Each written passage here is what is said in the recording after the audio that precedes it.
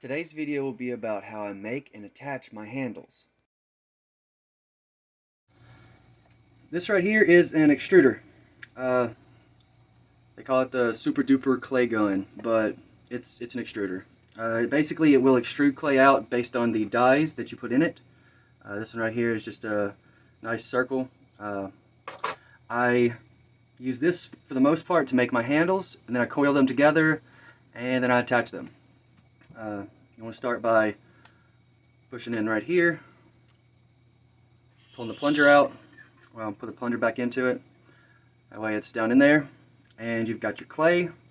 You want it to fit, so squeeze it and mess with it, whatever you gotta do to get it to the right size to fit in this stupid thing. Okay, so that's pretty good. So, there we go. So once that's done in there, you just put the die in. It's got a cap to it. Give me a second. Alright, so we got the cap. You just screw it onto the top. And then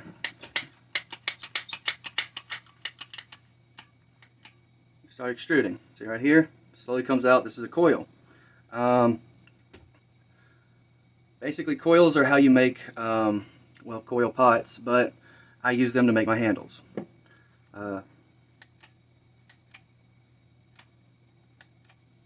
Usually stop once it's about to hit the floor. You always want to do a full pump when it comes to these, because if you don't, it will leave little ridges in the coil that you extrude. Let's go ahead and put this to itself like this. I'm going to go back and cut that in just a minute. Let's go ahead and extrude one more just to have that done.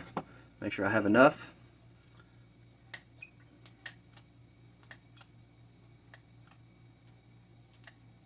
Okay. Alright, there's another coil right there. I've got a lot more clay in here. You can tell by how far the plunger is out. I have more mugs I have to trim later, so I'm just going to leave it in there for right now. If you do leave clay in there for too long, it will either rust a thing, or it could cause other problems, like getting completely stuck in there, not be able to easily get it out. You'll still be able to plunge it out, which mostly works, but yeah. Set this down. Alrighty, so I got this one right here. Now whenever I make my handles, or whenever I extrude them, you sometimes get these little specks, like right here. Right around here, you see that?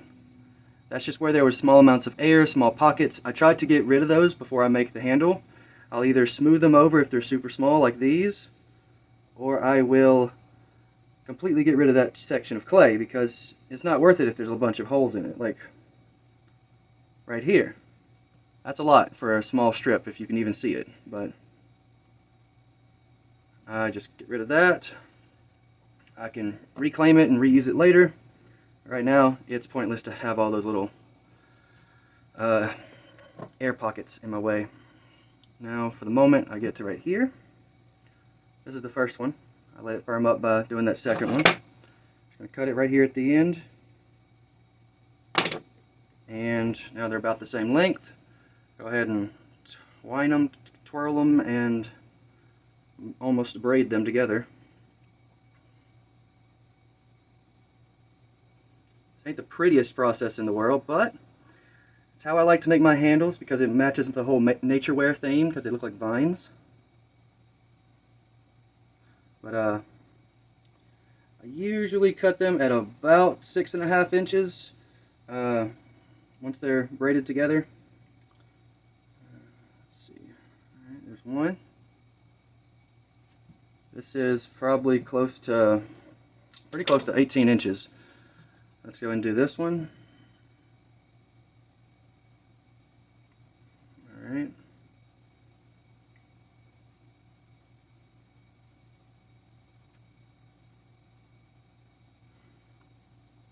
I have done this a few times. I might need more clay than this, but it's a pretty good start. And there's another one. Probably two. Yeah, probably two. Alright, let me extrude a little bit more. I'll do this one in a time lapse.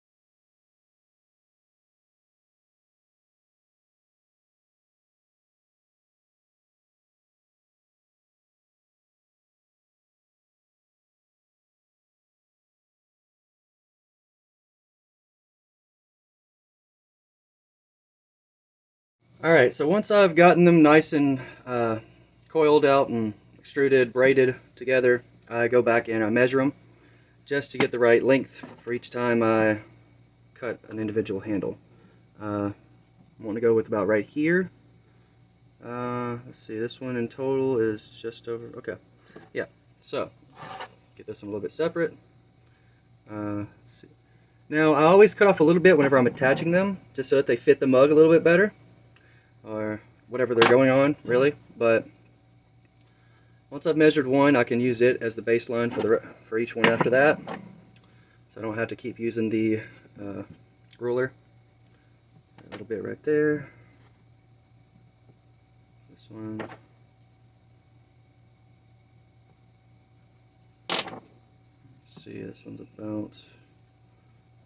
Make this a little bit shorter. I've got a couple short mugs, so it'll be fine. Yeah. Alright, this one, gotta get rid of this weird wonky bit at the end here. And just cut that off real fast. And again, I can reclaim, recycle, reuse all this extra clay that I cut off, so don't worry. I like to be as efficient as possible and as, I'm not going to say conservative, but somewhere around that line. I don't waste my time, but I also don't waste my money. All these little bits. If I had a platter bowl ready, this would be a pretty good little small one for the side of it, right here. I just realized I was off camera for a second there. But yeah, so I've got 1, 2, 3, 4, 5, 6 technically. That should do it. That's about how many I have ready to be attached. Alright, so I'll jump over to that. Alright, so first step, you want to get your little coil sections or your handle, and you want to go ahead and shape it to however you normally would do your handles.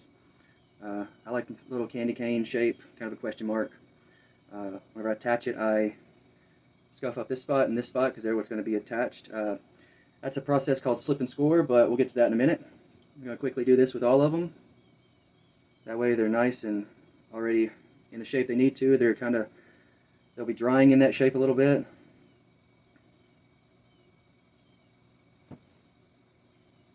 You don't want them to completely dry, though. If they are completely dry, just mix some more.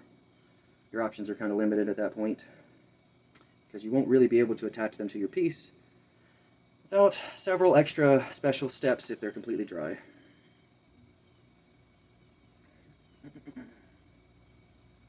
Is that the small one? That was the small one, yeah. I think so, yeah. So, I'm going to do this like this. You don't want to coil them, like twist them up too much. At least I don't want to, because if I do, that might cause them to be a bit weaker, and I can't allow that. So I just got to do just enough to make them work and keep the design. And I'm just laying them down flat like that so that they can keep that shape. Let's see, this one's a little bit long. Pinch off this little extra on the end. Alright, so just like that. And now I'm going to grab a mug. Question, why is water on my head? Yeah. That's weird. Alright, so let's grab the small one, go ahead and get it out of the way, hopefully. I didn't put my stamp on any of these yet, so I'll do that at the end. I usually focus where the stamp is completely visible from right here if you're holding it like this, or I'll try to make a few left-handed that's kind of the opposite, but right now let's just get the handle on there, find the best spot for it. Right around here will do. Now what I want to do here is I'm slip and score. I've got a little bit of clay slip right here, just mixed up a whole bucket of it, so I've got plenty. And yeah, now the scoring part. Need to find a good spot, probably right around here, right here. Go ahead and scratch it up, just score it. I'll explain what this does in a minute here. I just want to get this on, get this part started. And like I said, I'll do the rest after this first one on a time lapse. And yeah, see, it's scored up pretty well. Just hold it in place. Go and get the handle. Score the, well, check the fit. How well is this going to fit? So let's see, it's reaching right there, right there. Don't want it smaller, don't want it larger. That's about right, actually. Okay. So the part that's going to attach. For me, it's the outside right here and the inside right here. I'll show it better in just a second here. So this part right here is going to touch, and this part right here is going to touch. Now I'm going to grab me a little bit of slip on my finger. This looks like mucky clay, but this is nice consistency.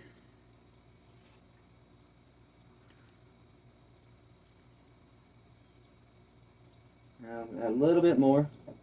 Make sure there's plenty for now, and I may have to add some later. You never really know if you've got a perfect amount or too much or too little.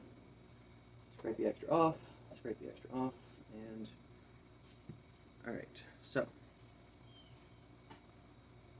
let's get this, hold it at the top where it's going to meet,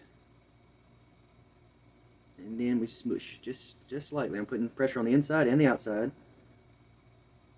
Keep the shape, and then attach and reach on the inside, smoosh, and equal pressure. If you do too much pressure on the outside, you could dent it in on the inside. If you do too much pressure on the inside, you could bevel it out on the outside. Alrighty, so that's a good start. Now it's a little bit crooked, but I just adjust it like that. And we're going to clean this up real fast. I say fast, it's not fast. Attaching handles is, well, depending on your method, it can be fast, it can be slow, it can be anything you like. I know what I just did, so not worried about the tool. Okay, so I'm going to add more slip as needed. Just get it nice and on there, cover up any of the scored surface because it'll fill in those little lines. But that brings us back to why do you slip and score? Well, let's start with slip. Slip acts as a glue. Now, it's not an adhesive, it's not going to do anything too special, but it will attach two pieces together if they are at a good, if they're at even or decently similar drying states. Or leather hard is the usual thing that people go for. Now, as that attaches it, it does help to have a little bit of extra support. So we score it. That scoring adds indentions in both the surface of the mug and the surface of the handle, so that whenever that slip gets smooshed in there, it really keeps it. It goes into both the texture that was made on the cup and the textures made on the handle. This allows it to just strengthen the bond together, make it a little bit harder for it to break. Now, I'm just smoothing around, getting it all nice and cleaned up. A little bit of water on the sponge. Alrighty, so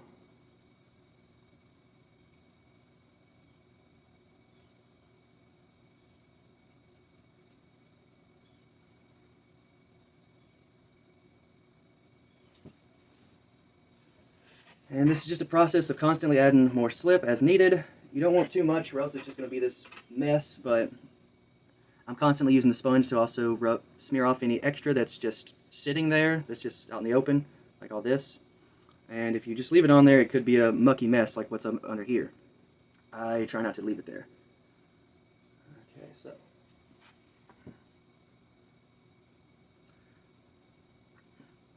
it's kind of a very nitty-gritty process when it comes down to it, just attaching handles and figuring out what works best for you. Everybody's got something different they do. I like to try and guarantee that mine are pretty sturdy, so I do all this little extra right here and try and get them on there to keep.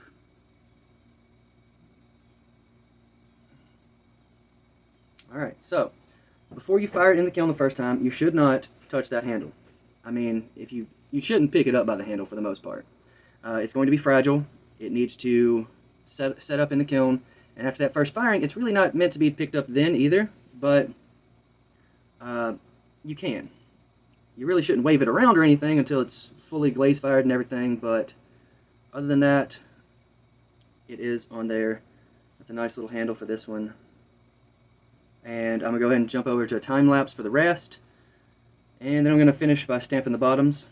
So this one, since the handle's on this side for right-handedness, I'll put the logo right here. And yeah, so I'm going to jump over. I hope you enjoyed this video. If you would, smash that like button and or subscribe to follow my channel to see various new pottery pieces for sale, various pottery making videos and glazing videos, and update videos about events and sales. It's free to subscribe and it's a huge help.